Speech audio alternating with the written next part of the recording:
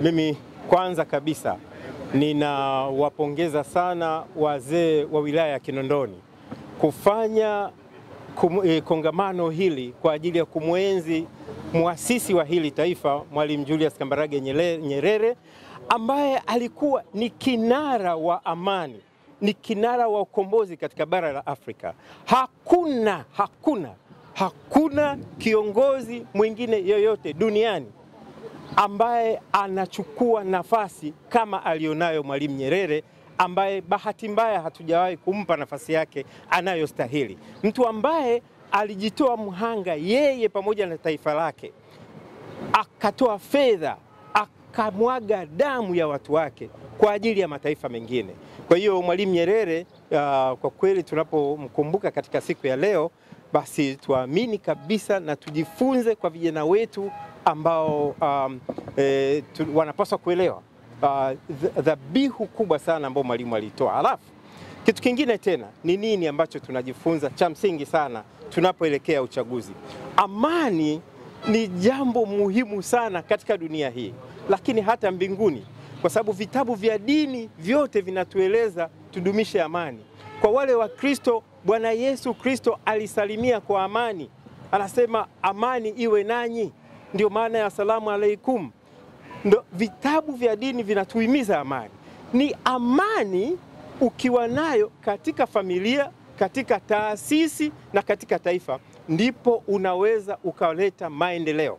Bila amani, katika vurugu, katika chuki, pasipokuwa na mshikamano na upendo, pasipokuwa na utulivu, sahau amani. Ndio maana tunaona DRC, watu wa Sudani wana mafuta mengi. DRC kuna madini mengi, duniani kote hakuna, lakini hawana maendeleo kwa sababu hawana amani.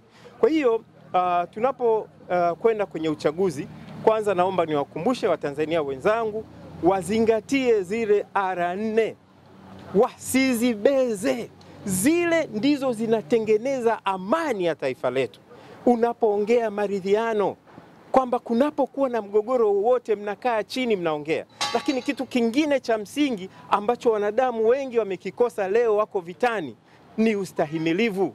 Kwamba unapokosewa, je, unachukua muda wa kufikiri kwamba huyu amenikosea lakini anastahili msamaha? Mnakaa chini, mnaombana msamaha, mnakwenda mbele, mnatengeneza maendeleo. Kwa hiyo natoa mwito kwa vijana wetu, popote walipo katika taifa letu la Tanzania, wajitokeze kwa wingi sana kwenda kuchagua viongozi wanaoamini katika dhati ya moyo wao kwamba wanawaletea maendeleo. Hili ni takwa muhimu sana. Maadui wa Tanzania, maadui wa taifa letu, hawataki uchaguzi ufanyike, na hawataki ufanyike kwa amani. Ndio maana mnaona Madagascar, mnaona Msumbiji ilivyokuwa kesi nyingi sana. Sasa tuwakatae. Mwalimu Nyerere alitufundisha kuang'amua maadui wetu, na njia mbili, labda haraka vijana wangu wa Tanzania ambao watasikia na kunitazama waelewe. Kuna njia mbili maadui wa Tanzania wanatumia kuwahadaa watu ambao hawataki wapate maendeleo ili wafikie. Ya kwanza ni kuambia kukubali kukataa ukweli, na ya pili ni kukubali uongo. Hizo njia mbili. Kwa hiyo ukweli ni kwamba amani ndiyo msingi wa maendeleo. Kwa hiyo hilo naomba tulizingatie tunapomwenzi Mwalimu Nyerere katika siku ya leo. Naomba tudumishe amani, na katika kudumisha amani ndiyo namna nzuri sana ya kumwenzi muasisi wa taifa hili. Na Tanzania, ninaambia ukweli, kutokana na ile dira ya 2050, Tanzania inakwenda kuondoa aina zote za umaskini.